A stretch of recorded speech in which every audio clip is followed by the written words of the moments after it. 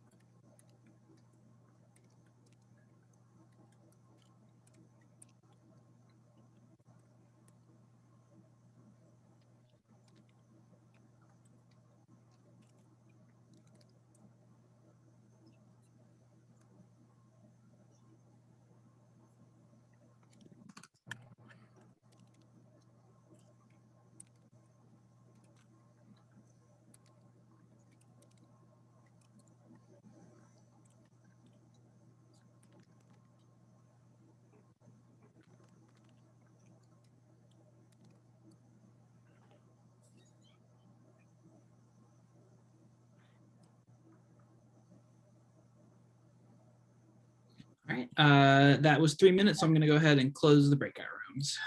Okay.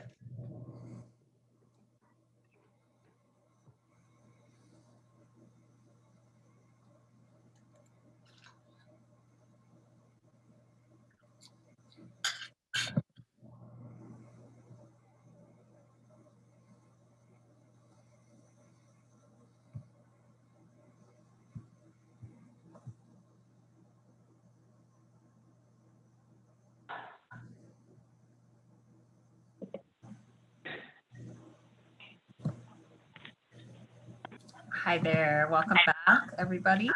All right, we get echo. Is that better? Okay. Could we get 1 or 2 people to jump in with kind of where they're at, what they shared in their breakout room, please? I'll jump in. I was talking to Carly about how I really like the kind of the takeaway that what has happened to my body because of my adverse childhood experiences, which I have a tendency to look on with, you know, stress and disdain, like, oh, I have arthritis, but like it was adaptive. And I really like that frame. And it makes me think of my body in a kinder way, that it was really trying to help me out. Kindness toward the body is definitely a good thing, and I think acceptance is one of the most important tools in the toolbox. It's not that you're accepting the situation, right? You're just accepting how you feel about it, and sometimes that can be the most powerful thing to move forward. Thank you for sharing that. Can I get another contributor? This is Holly, and we talked in our group about how there was 2 main points that came out, how the effects of poverty linger through that lifetime, and just how powerful, and how we need to remember that and hold that for people. And then also we wanted to make sure that to learn more about adapting that environment to maximize the skills and traits that families had developed during adversity, rather than thinking that they needed to change or learn a new trait, taking that strength that they already have and building on that. Yeah, I agree with that. I think it's interesting how those long-standing effects are both positives and negatives too. You know, I'm sometimes in situations where I realize that people who've had very little adversity exposure sometimes really take bumps in the road hard, right? So there's times where all of our varied experiences really can be brought to bear for the group. You know, I had a pretty bumpy childhood, and I'm pretty unresponsive to, I'm like, yeah, well, yeah, it's bad, but you know, nothing's on fire. Well, we're going to be all right. Whereas, you know, other people, and how I ended up with the COVID coordinator job here at the university, right? Where I'm like, all right, we can do this. It's going to be okay. Whereas, you know, sometimes if your life has been super stable, a dysregulation can be really, really hard to take. So I think it's important to recognize that there's both ups and downs, right? We're all on this journey. Some are on this journey, some are in it, trying to make the most of it, trying to do the most we can for each other. Let's get one more idea and then we'll jump into the content here. Our group made mention of the marshmallow experiment and how delayed gratification is going to be dependent upon whether a person's basic needs have been met and what their environment is. And I was very encouraged by the statement that we all have agency over ourselves. And that's a great empowering statement to share with my students. It's a hope builder. That they have agency over themselves is a hope builder. And then the segment about the regrowth of the brain cells and the behaviors you can have agency over in order to reverse some of the trauma effects. And then there was one other, and I can't remember it right now. Great, thank you. Yeah, I mean, I tend to, sometimes when I do the Colorado data on how prevalent ACEs are, for example, I'll present them as literally as hurdles, right? Like, how high do I have to jump? How much attention do I have to give this? How important is it, in fact, that I, in particular, you know, exercise and use mindfulness and eat well, right? Might depend on my prior history, but that doesn't mean that there's nothing I can do about it. It's not deterministic in that way. So as a scientist, you know, we're very interested in predicting future outcomes from current data.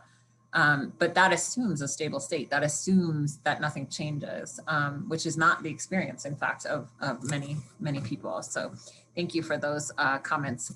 And it was great. It's great to link the one to the other. So what I wanted to do is take the example of what's happened in COVID-19 and think about what we can learn from it, both in terms of what vulnerabilities have been identified in our systems of care and in ourselves during this pandemic, and also what opportunities we have, so that we can sort of take this this moment in time, this moment in history, and be intentional about what we do with it. You can't change what happens to you, right? But you can change how you respond to what happens to you. That's really where the power is. And so I thought this would be a good opportunity, and it's a really good inflection point in terms of the pandemic to think about these things. So apologies for changing the topic on you, but the world changed. And so I'm adapting as we go. So I also really wanted myself to you know, really stay on top of what we're learning in this really fast changing space in terms of parenting, childcare, and related systems. So I'll share with you some of what I've been tracking and learning in this time. One of the things that I have been really concerned about since the start of COVID, and you know, just really mindful of as I had my own kids at home in the beginning in the spring, and the great lengths I went to, in fact, to find and support an environment where they could be in person, because my son actually was fine, but my daughter has, she's twice exceptional in the home learning environment without the social support was just terrible for her. And, you know, she has decent parents. She has fairly invested, fairly knowledgeable parents, and it just doesn't matter. Like, school is what that kid needs. And so I went to these great extents to find her an environment where she could be. And I have the ability to do that. I have the resources to do that. And so I've been really thinking a lot about how this particular situation accelerates, accentuates disparities that were already present, particularly impacting the 3 pillars of parenting. So economic stability, parental mental health, and support for children's learning. And so this is a report, a recent report, suggesting that, so we've been on this increase in the past 30 years, we've been making incredible gains in terms of decreasing the disparities in the home environment between families at lower and higher economic position in terms of attitudes around what kids need, and in terms of support for their learning, where you see increasing investment of in individual children's outcomes across families really shrinking, whereas it has historically been true that you would see this intense investment in individual children in more resource families, which makes sense because you have extra resources. So a lot of shrinking of that in the past 30 years. But the COVID pandemic has put so much strain on family systems that we're seeing some erasure of some of these gains from the past 30 years. And a really easy way to sort of think about that, or at least for me, an easy way to think about this is, and a way to be intentional about it, is to think about Sesame Street. So Sesame Street was designed as an intervention. Sesame Street, public television and this programming was an intervention intentionally designed to close some of the early education gaps in families. And in fact, the early data from the effects of Sesame Street resulted in an increase in disparities, not a decrease in disparities.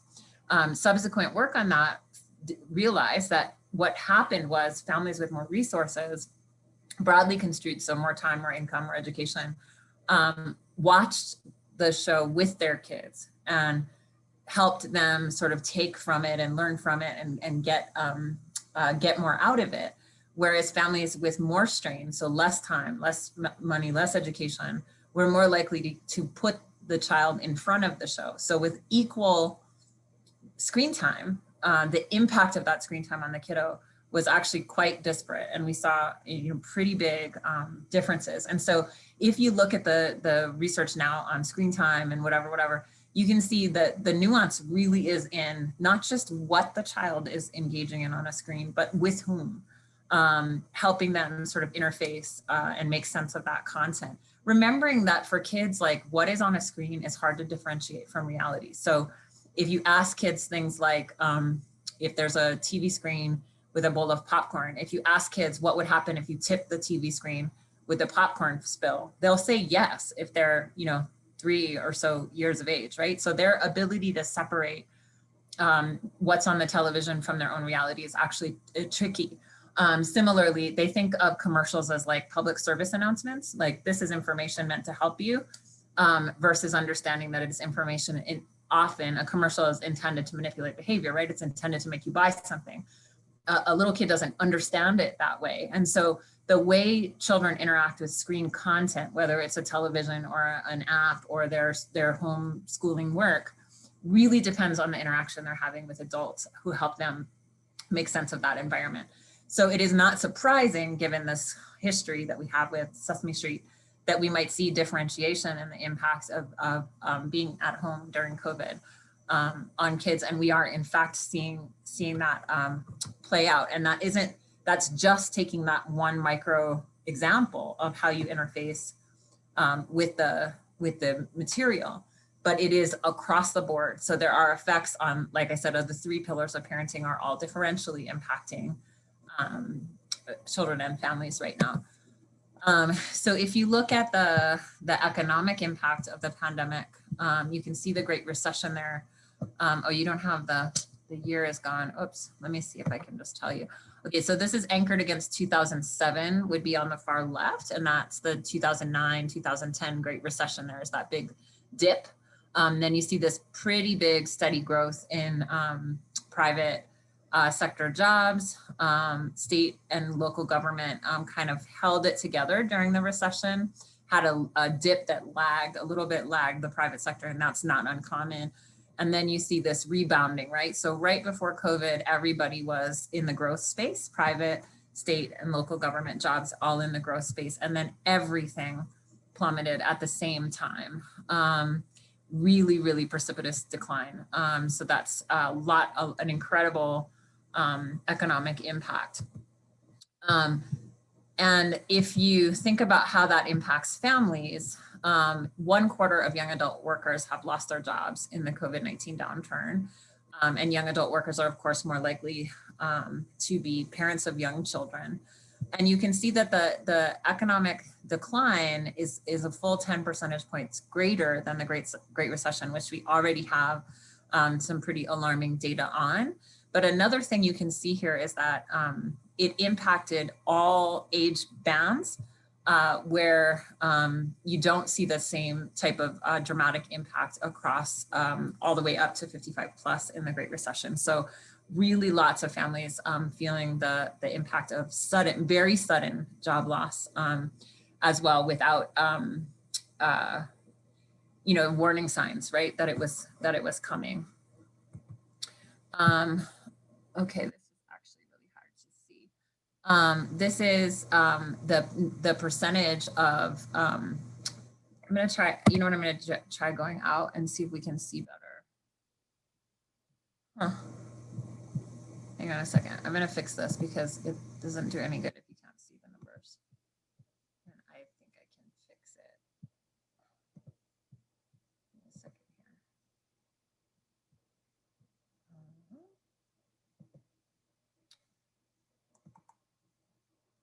So strange. What does it do with the numbers, one wonders?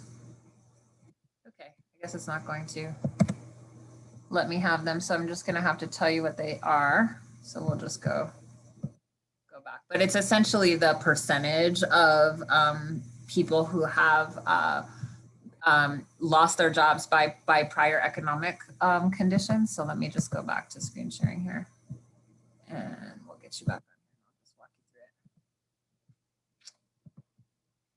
it. Not sure why PowerPoint thought it needed to take the numbers away. Okay, so basically that 30% of job loss in folks who were already in the lower income band, but a full 20% of the population experiencing job loss even at the higher income band. So some pretty substantial economic impacts on families. And then this is looking at the impact on economic outcomes or labor market participation, essentially by changes to childcare. So this is now looking at that intersection of systems. So we had individual adults losing their jobs because of economic situations. So, all of the entertainment and travel industry, for example, like whole sectors completely decimated. But this particular graph is what the impact was because of difficulty maintaining childcare, either affording it or literally having access to it. And you can see that the differential impact on that for men and women is pretty dramatic. So over a quarter of women who lost their job altogether cite lack of childcare as the primary reason, whereas that's only true for about 13% of men. But you do see for both men and women impacts on reduced hours having to do with childcare. So that's a little bit more of that sharing of the impact that you see. And I think if you were to look at survey data, fathers are much more cognizant of the impacts of caregiving needs after this pandemic than before, just like we are all more cognizant of all the things that are important about school and childcare. But this is a pretty dramatic disparity in terms of the impacts on families. So this next slide, this is a really interesting project I would encourage you to follow. It is a big, really big nationally representative survey of families with children ages 0 to 5. And they have been surveying families since the start of the pandemic. They stood it up really, really fast. It's very digestible, and there's a bunch of small reports in here about different kinds of impact on immediately, and then kind of especially across the first few months as we all adjusted to the pandemic, and then out through the end of 2020. And they're continuing with it, but the published reports go out through December of 2020. And they're pretty easy to digest and pretty easy to share. So impacts on security and stability, impacts on mental health, And then digging in to look at some differential impacts, in particular, like we saw, you know, pretty significant decreases in mental health and stress for everyone. And then those started to level out on average, but not for all families. So taking, it's a big enough sample and it's representative enough that you can take a look at which families actually weren't able to sort of come out from that, the mental health and stress challenge. And it has to do with things like being a single parent or having a child with a special need. So things that make sense, right? But just trying to think about as collectively as the country kind of took the country and the world took a kind of a breath, that was not a time that was experienced the same way for all families. So I would definitely recommend this resource. My research group also did a more intensive survey trying to look at the risk of child abuse in the context of COVID-19. So I'm sure you're familiar with the child abuse potential survey. So it's really just asking some questions that try to get at the likelihood for maltreatment. And then this study also looked at things like perceived stress, very specific questions about COVID-19 stressors. So have you yourself been sick? Have you had a loved one be sick? Have you lost anyone to COVID? Have you lost your job due to COVID? So the specific kind of COVID stressors, knowing someone who tested positive, and then anxiety and depression, sleep, which has been really intensively impacted for lots and lots of families, and then support you might have. So a support for parents. So that's 9, parental support and perceived control and acceptance. So if you look at, I'm hoping you can see that on your own screen or you can make it bigger. The far left, the child abuse potential, perhaps not surprisingly, right? But these are pretty big numbers, pretty big relationships. So the degree to which people perceived that they were stressed and overwhelmed by the situation was positively related to their current maltreatment potential.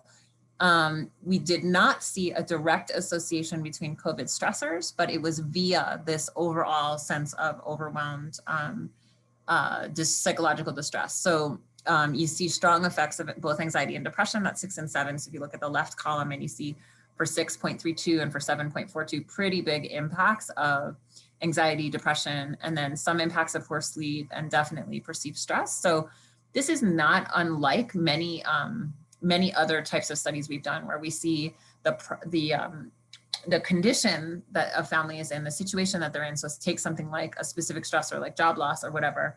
The impact on parenting and the impact on kids is via parents' mental health. It's via parent mental health and it's via relationship quality is almost always what you see. If you're familiar with the family stress model, that's basically the same thing that's been theorized and has been repeatedly found, which gives us then also like a pretty clear anchor for what we need to do, which is to provide more support for mental health and more support for families in these transitionally difficult times. And in fact, if you look at number 9 and number 10 on the far left, you can see how impactful support for parents is. So those negative relationships, the chance that you are at risk for child maltreatment goes way down if you have those other types of supports. And if you were in the keynote this morning, I talked about how much instability is a factor in these relationships. So when people have no stability in terms of their resources, including their emotional and psychological and human resources, the leftover, right, the ability to handle the stressors and not have that impact the way you handle the natural challenges of parenting, of course, is accentuated there. And then we see some pretty significant reductions in structured learning. So the number of parents who reported not reading to their preschool age child at all in the prior week went to 8.2%, which might seem small, but not reading at all in a week to a preschooler and admitting that is a pretty big change. In fact, on our statewide survey, that question almost doesn't function. Almost everyone knows that the right answer is not, I never read to my preschooler, right? So it's hard to get people to admit that. So going to 8.2% there is pretty concerning. And that increase in not reading at all was also accompanied by a decrease in the number of parents who report daily reading. And I mean, I can relate as a parent. I would say before COVID, there were probably, I don't know, fewer than 5 days in the lives of my children that they didn't get read to at night, like very unusual circumstances, traveling, some kind of, you know, really extreme situation. Post COVID, you know, it happens, right? There's so much strain on the little guys to, you know, try to deal with their homeschooling and all their stuff. And then it's all the same. It's all parents. Oh, okay. I know where that's at. It's not surprising. Okay. Thanks, Austin.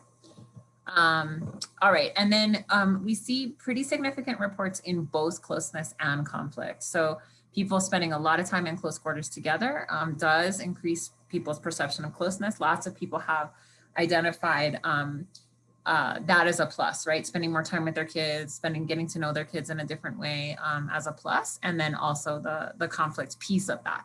So Austin, could we jump into breakout rooms for 5 minutes, same 4 to 5 people, but just random people. And the prompt is to share a way that COVID has increased closeness and or conflict in your own experience.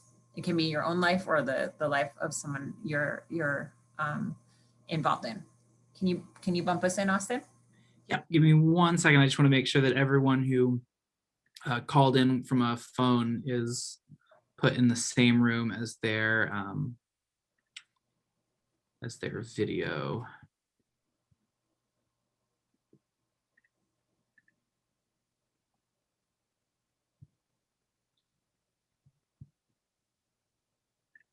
Thank you.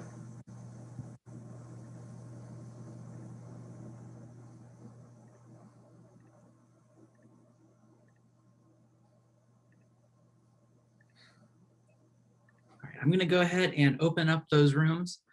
If you are on if you called in from a phone separately from a computer, I did not put you into a breakout room because I wanted to make sure your phone and your video ended up in the same room. So I'm just going to read these numbers off. If you let me know your name when you hear your phone number, I will put you in the appropriate breakout room.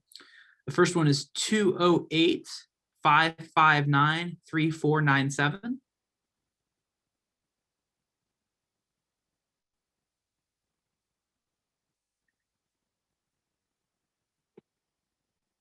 Hello. Hello? Hi, yes, we can hear you now. What name is associated with this phone number? 208-936-5006. Yes. And what name is associated with that number, the 5006 number? Laura Rivera. All right. Room 9. All right, and then I have a phone number ending in 0190. You want to let me know what the name associated with that number is, and I'll get you moved in the appropriate room. Myrna Corson.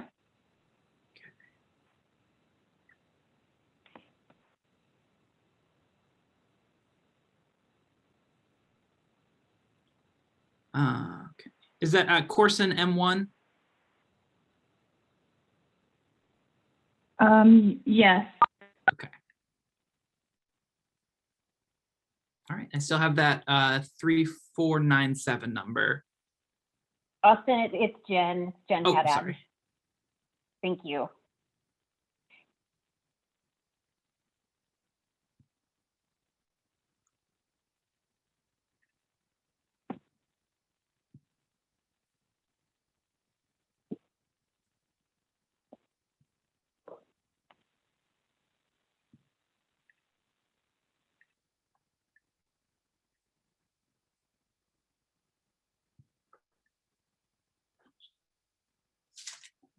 And you said how long for this one? Oh, you're muted. Should we give them 5 minutes? Okay. So it's a little bumpy. And this ends at 12, right? Right? Yes, I think. Okay.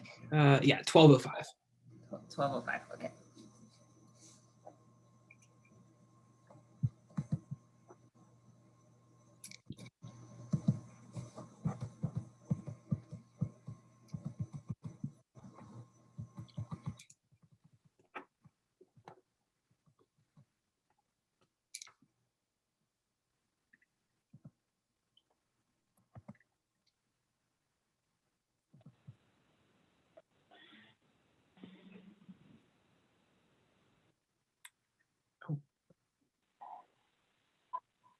shoot, it didn't, it looks like the timer automatically pulled them out. I'm sorry.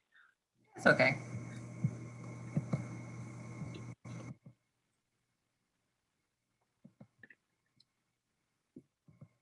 Oh, that's going to end Yes. then. Sorry. Yes. Yes. Sorry, we didn't manage to warn you guys. Hopefully you're coming back okay here.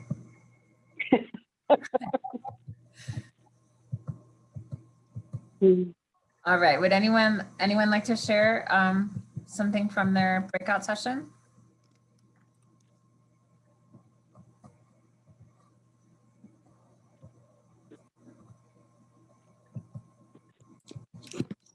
In our group, it was everyone who reported seemed to express that they had had both an increase in closeness and conflict. And it was interesting, one of our group members talked about how they had a family member that moved close to them partially through the pandemic, and how that eased the anxiety and the loneliness and things like that. And so we saw both. Yeah, I think that's a pretty consistent experience. And it's sort of like when you're, I just heard a baby on there, when you're parenting a newborn and you're sort of simultaneously completely exhausted and completely in love with them. It's like, it's not like 1 minute and then the next it's like right on top of each other. And I think that closeness and conflict is like that in this experience. Could we get another person maybe to share? Yeah. So in my group, it was really interesting. I got like a new perspective because one person mentioned that it's proven that people with disabilities can work from home just like everyone else. So that's kind of fostered some closeness, and that she feels comfortable wearing like a mask due to some health issues, and just kind of has made her feel more normal, like, and how she's been an advocate for like people with disabilities, and that it's kind of shown that they can work from home and just be normal people. And yeah. Interesting. Yeah. I mean, I think it'll be interesting to see how, we all return to some type of pre-COVID state, but also allow innovation, right, to move in and think about things that we thought wouldn't work or weren't possible that we've managed to figure out because we're pretty creative like that. So that's a really interesting example right there. Anyone else want to share about their group? In our group, we talked about how closeness happened until conflict arose from it, which it seems like once we were as a family all shut together, we didn't really know what to do with each other if we weren't keeping busy, and maybe just didn't understand how to respect each other's bubbles or give each other space, which is kind of interesting in a family situation. Mm-hmm, mm-hmm. And even the kids, I think, has changed across at the beginning. I remember at the beginning of COVID, if I was on Zoom or something, my kids were really good about it. And like, they could care now. They're like, whatever, I need you right now. You're always doing something else. And that's just not, it's so hard to have those transitions, right? Between just the physical act of like leaving work and going home, and putting down the work life and picking up the home life. Like, those boundaries have been changed for many people, and then for the people that they haven't been changed for. So I actually very rarely work at home. I've been on campus almost the whole year. What a different experience that is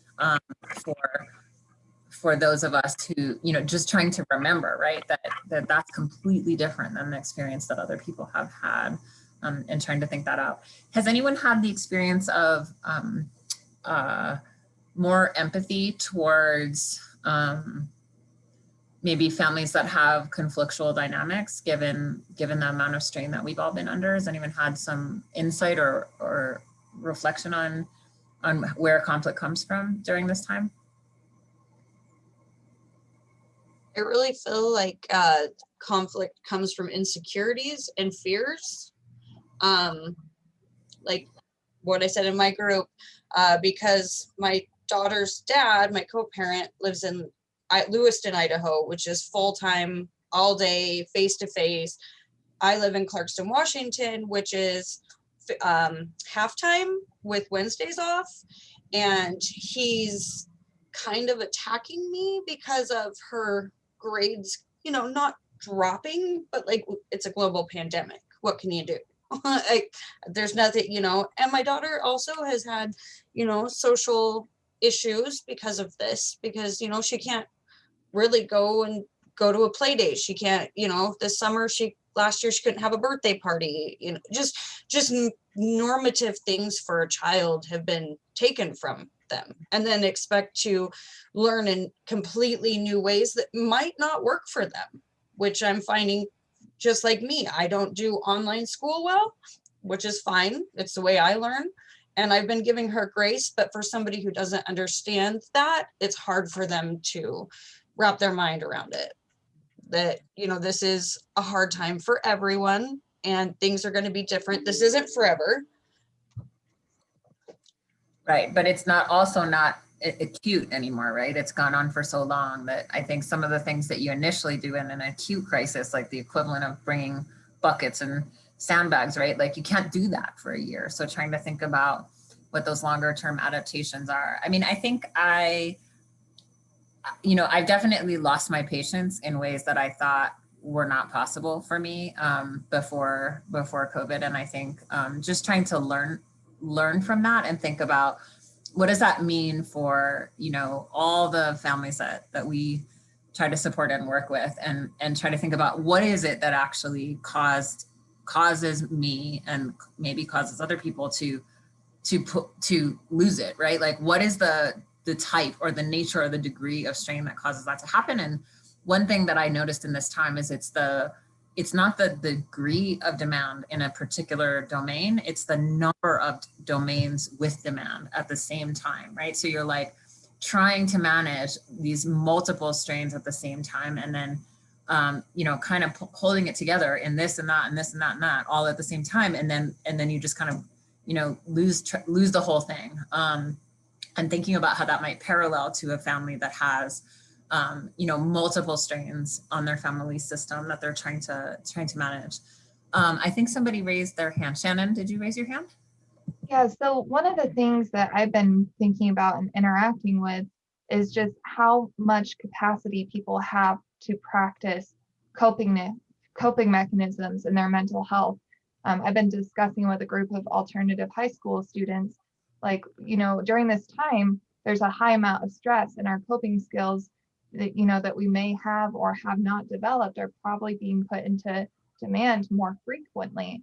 So families who haven't really had the experience to practice and engage in coping skills and protective factors before this, that's going to be there's more demand for those kinds of skills to get through what we're going through, but less capacity to practice them, less space, less mindset. And so if we were to ask somebody to randomly go run a mile, they haven't run a mile in years, that's going to be really hard. And so we're kind of seeing the same with mental health and coping skills and resilience. Like, we're not really having enough space to practice it with everything that's been going on, but it's definitely more demanded upon during these times.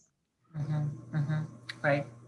I think, thank you for sharing those. I totally agree with that perspective. I see Taryn's got her hand up, and then let's do Taryn, and then let's hop back in. I want to give you a little bit more content to work with. Taryn, could you go ahead? Oh, yes, I was just, when you were, I think what I'm seeing is just it's like you said, it's not acute, it's long-term, and people's batteries are drained and there's no opportunity for restoration. My best friend and her wife have been struggling because they have 4 little kids, all under 5. My best friend's a stay-at-home mom. Her wife is working from home. There's no respite for either one of them. And so they're just exhausted. This is not something that would happen in other circumstances. And I'm like, I can't, it's not safe for me to come and help right now. So all of her, all of the support systems you can't access. Right. And that seems just untenable, and people have been doing it a really long time. And it seems like they're just about to snap. And that's why they're, barking at each other. Yeah, and that's a really great example, right? So like if you were in a relatively privileged position and it's not COVID, you can enroll your kids in programs or drive them someplace or have a play date or have a babysitter. And you have a lot of those outlets. And there are families who have relatively fewer outlets for respite all the time, right? And so I think what I'm hoping that we can all do is not just know, but feel what it feels like to be under the kind of strain that we're under right now, and recognize that that is the kind of strain that some families have been under before COVID, that is accentuated during COVID, even for them, but that this experience that we're all having right now is what it feels like to have no margin, no extra bandwidth, and so much strain. So I wanted to just call attention to that felt experience. Thank you for sharing, everybody. Okay, so I want to talk a little bit about, I'm just gonna weave in some neurobiology quickly that is really important, I think, in this big picture conception of how COVID might impact parenting, which is that we know pretty convincingly that parenting, becoming a caregiver for someone, changes your brain in some very dramatic and important ways. We've done some attempts at sharing this work more broadly. The original paper, white paper, which you can download, is called 2 Open Windows. If you just Google 2 Open Windows and my last name, it should come up. But there's both this original paper and there's an updated one that you can read that basically reviews the literature that we have on the substantial changes that happen to the brain when you become a new parent. And this is a new line of research. So the first paper was published in 2011, but it's been really active, busy research space and super, super interesting results.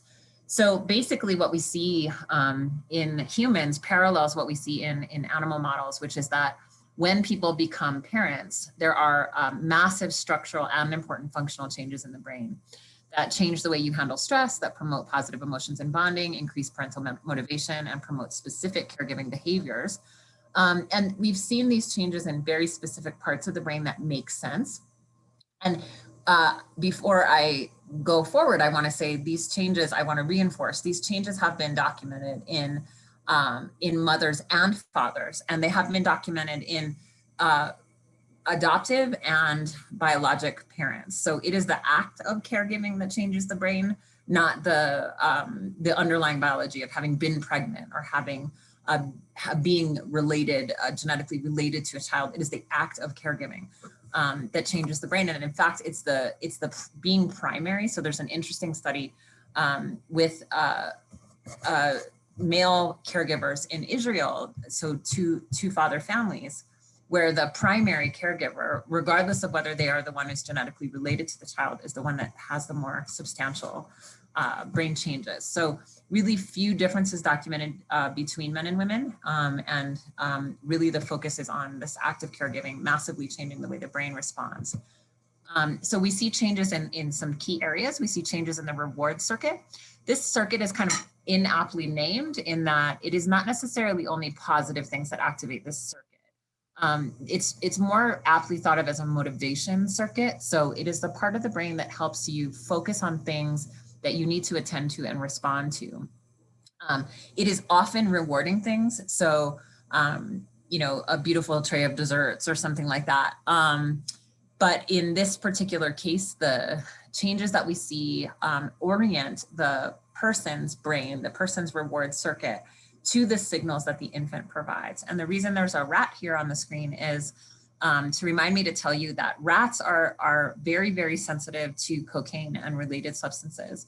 They are so sensitive to it that they will press a lever. If they're in a cage with this option, they'll press a lever to be administered cocaine over food and water until they're basically incapacitated.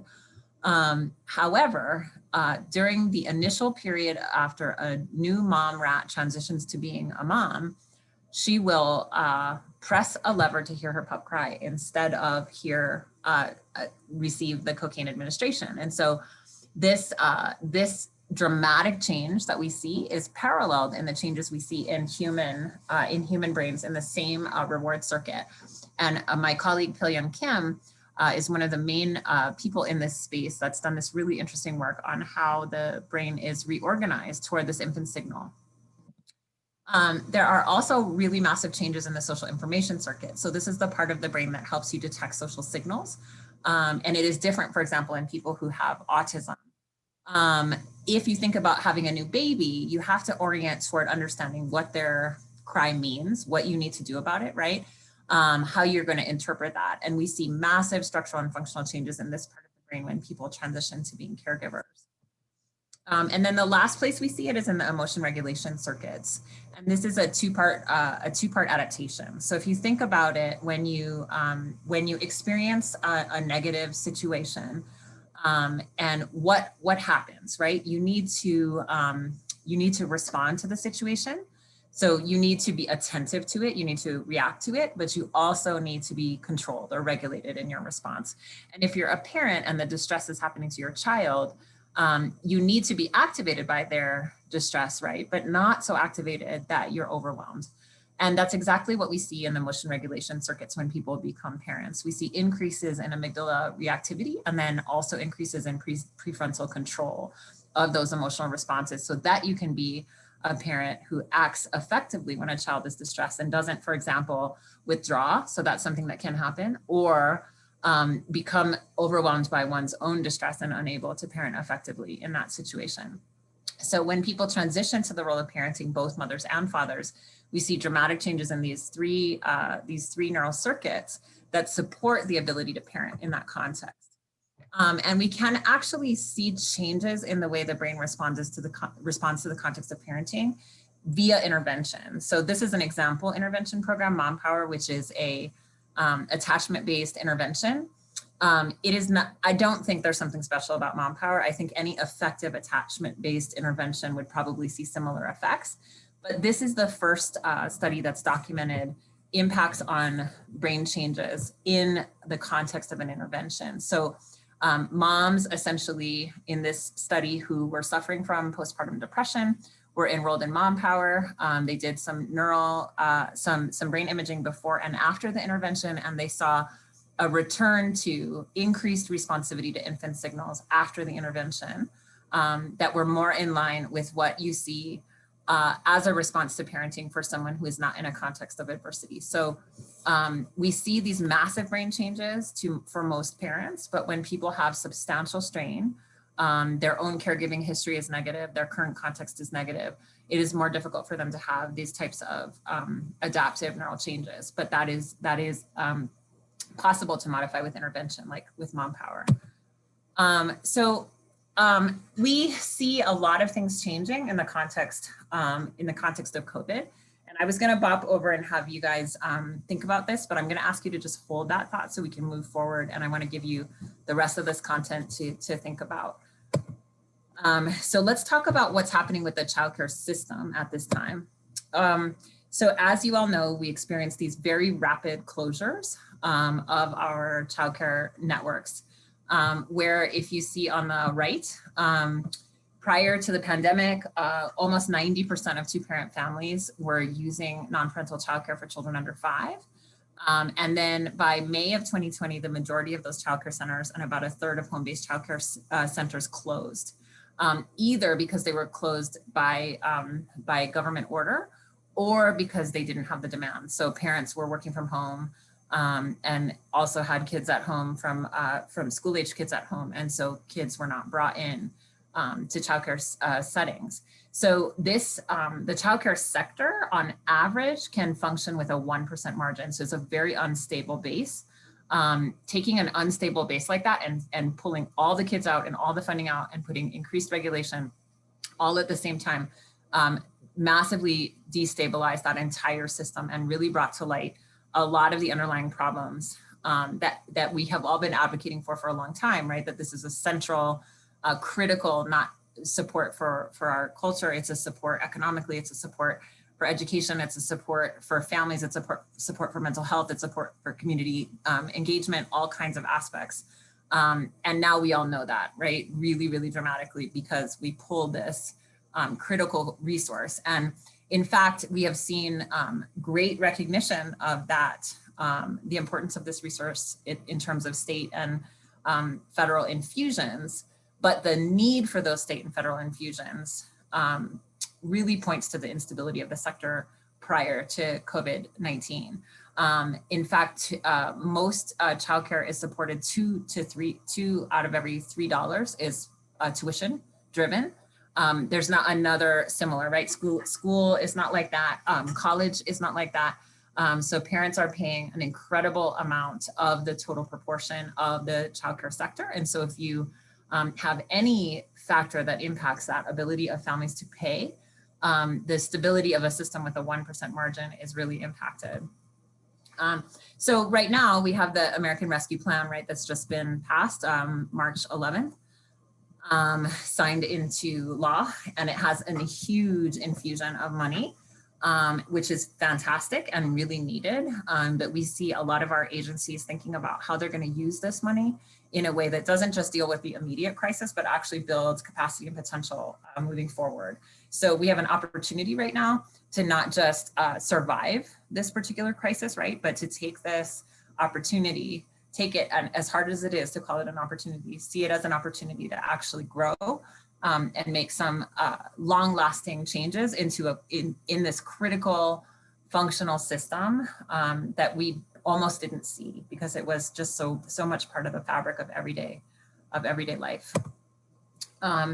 So thinking about what to do with this infusion of cash and what would strategic sustainable system building look like in this sector, there's been some good thinking about this in terms of rebuilding this system better. So how could we sustain programs and staff with more stable grants and contracts, especially in deserts? Can we simplify access to childcare assistance?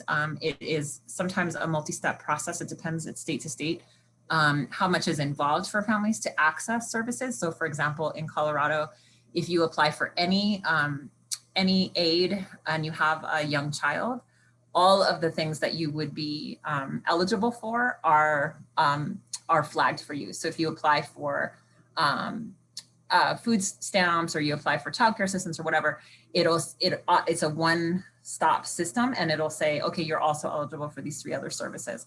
That should just be universal. There's no reason why people should have to apply for multiple things that are all using the same eligibility criteria. Thinking about how we can have small group sizes. So COVID has caused us to prioritize smaller group sizes, and smaller group sizes have some pretty significant impacts on kids. Not tiny group sizes, but small group sizes can really be beneficial, and trying to think about how to allow families to choose that when it makes the most sense for their kid in terms of their development. And then strengthening the infrastructure so that we don't have so much redundancy and people trying to solve the same problems without being able to lean on each other's expertise or support. So for example, I worked with a number of childcare providers this past year who were all trying to navigate the same public health requirements, the same health visits without being able to, it's a bunch of small businesses trying to function independently without the infrastructure support to make that more accessible. And then making sure that we have access to supports, including health and mental health consultants for all kids and families and providers, because that is the weak link, right? Where we have seen so much of this unravel. Okay, and then the last thing I wanted to share with you is just this framework of thinking about taking this crisis and thinking about what we can make of it, take from it. So what are the strategies we can lean into for leadership in a time of crisis? So this is another one of my curricula that I developed. This one's called Branches. You see there's a little bit of a tree theme here. We have the seedlings, roots, and branches. Branches is for people in leadership positions who are not agency leads. So they're sort of like in middle management, right? You're trying to lead a group of people and a situation, but you also have a lot of pressure from whatever the layer above you might be. So some things that are true about leadership in crisis: it amplifies strengths.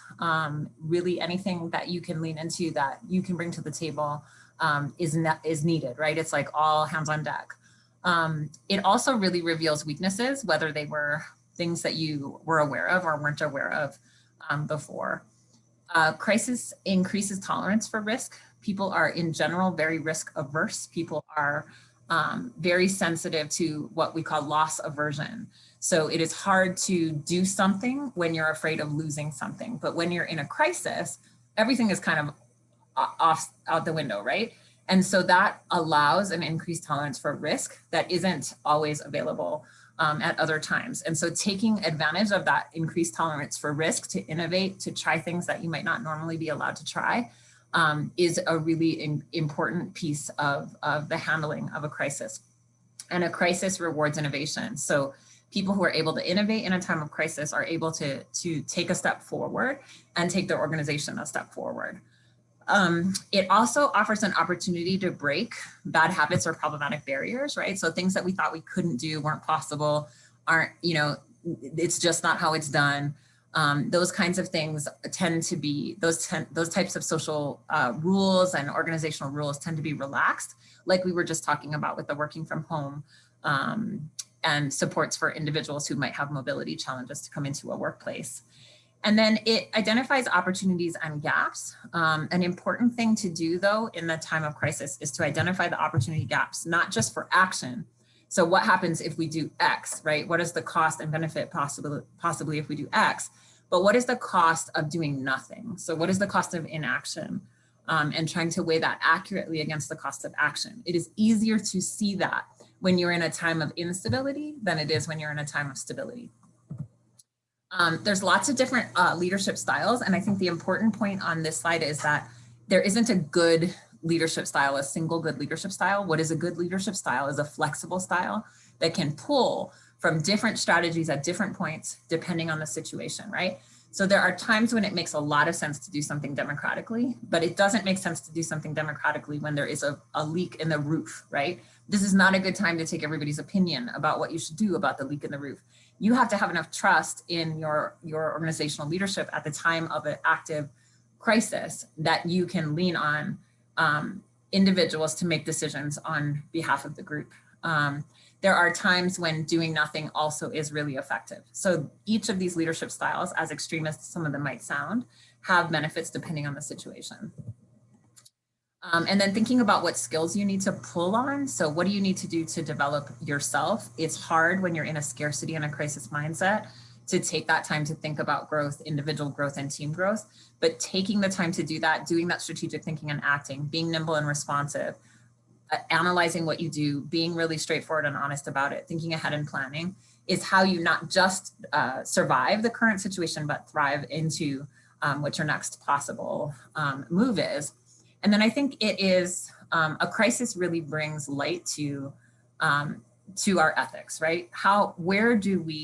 What are we willing to give up? What are we willing to give in? Where do we prioritize? What are the most important things?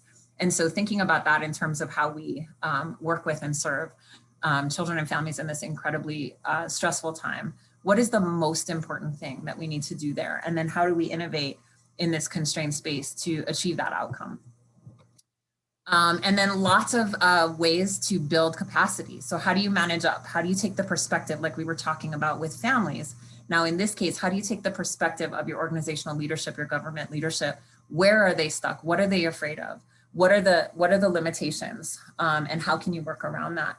Can you streamline your communication to be briefer, more frequent, more impactful, more genuine, so that you can be actually heard in this cacophony of input that we're all facing? And then can we provide this kind of really genuine peer-to-peer support for each other, provide a safe space, provide that type of forgiveness and acceptance, resource sharing to actually build capacity in the long run.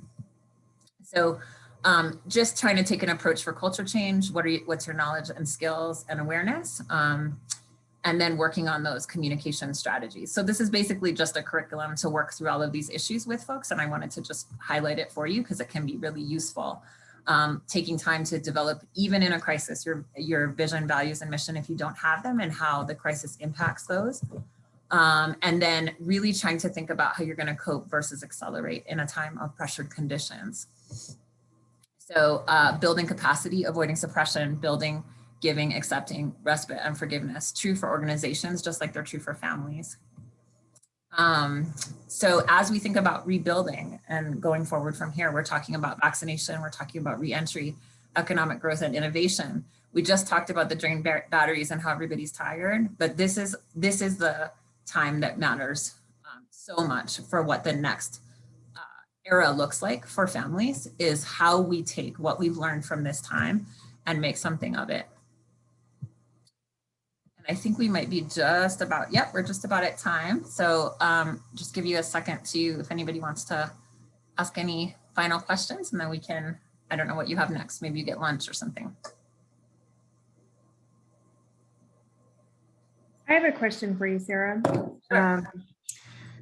I've been kind of thinking about the recovery, and it made me think about a story I heard you say once about you were in a car accident and you went off a cliff and you sort of climbed out and you were doing okay and you climbed out, and then you said when the paramedic got there, you just kind of collapsed because your brain told you the person that was going to help you is now in front of you, or you're safe. Yep. And I'm just wondering if we're going to see that post-COVID, when people are decided they're finally safe, if their bodies are, if that stress response is just going to be unleashed on a macro level, and what we can do to support folks through that. Yeah, absolutely. And I think that's probably to some degree, right? That's going to happen for a lot of people at the same time, but it's already happened in some ways for other people as they've sort of come out of their own acute crisis, right? Like some people, I know quite a few people who are there's starting to be a little bit of return in their sector. They're starting, you know, schools opening, that kind of thing. And so we might not all be on the same trajectory, which would be great.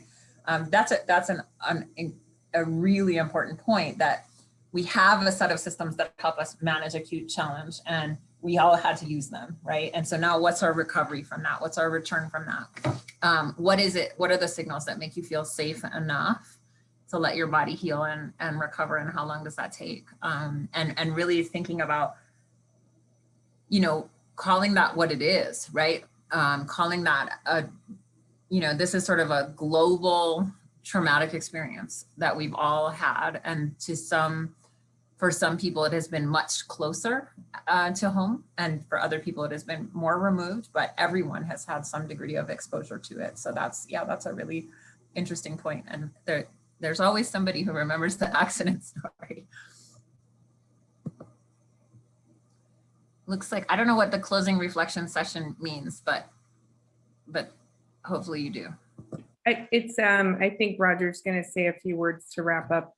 Oh, gotcha. In 4 minutes. You're welcome to have these slides. I've given them in to the organizers. Somebody asked that in the chat.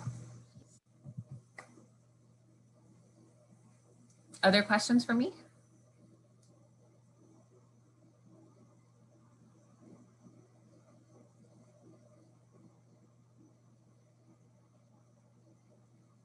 Well, Dr. Watamura, thank you so much for today, such critical and impactful information that you've shared with us. Please be sure that you complete an evaluation. There is a link in the chat, and also you can access it on your Padlet. Thank you.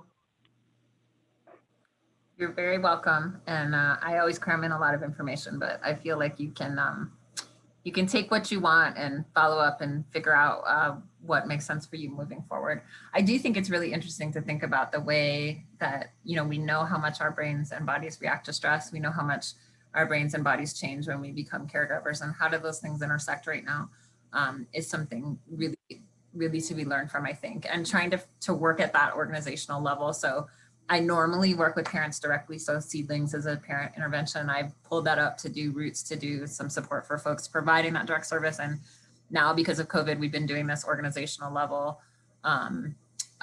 support and growth approach. And I think that's just one of the things that we all have to do, is be flexible in this crazy time.